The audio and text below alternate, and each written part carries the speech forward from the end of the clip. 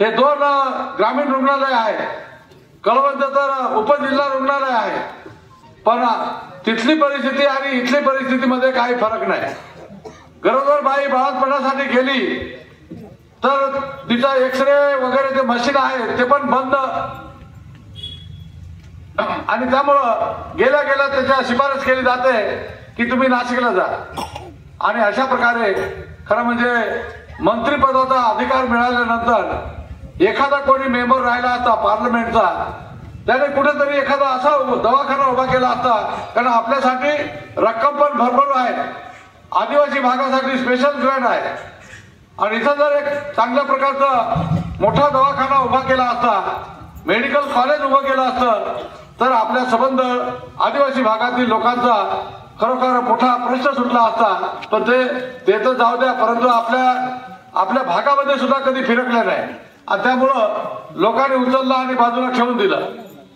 आता तीच परिस्थिती आहे। आता अनेक वेळेस आपण पाहिलं त्यांच्याच घरातला आता उमेदवार आहे नितीन भाऊ पवार, याने पण कुठलं काम केलेलं नाही। याने फक्त पहिले आपल्या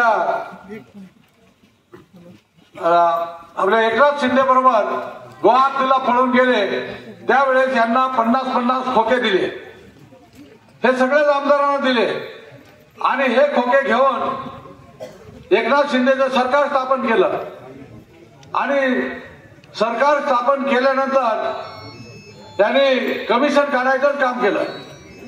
2200 कोटी रुपयाचं 10% प्रमाणे कळवणवाले हिशेब सांगतात, मी नाही सांगत।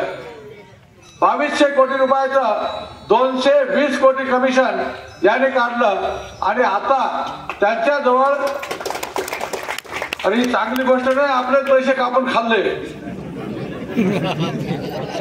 आज आपले रस्ते उखडलेले आहेत, त्याचं कारणच ते आहे। आणि म्हणून हे जे काही एकंदरीत पैसे कमवले, आता त्यांच्याकडे एखादं काम आम्ही केलं हे दाखवण्याची सुद्धा त्यांच्याकडे कुवत नाही आहे, आणि म्हणून आता कळवणमध्ये पैसे वाटायचं काम सुरू केलेलं आहे।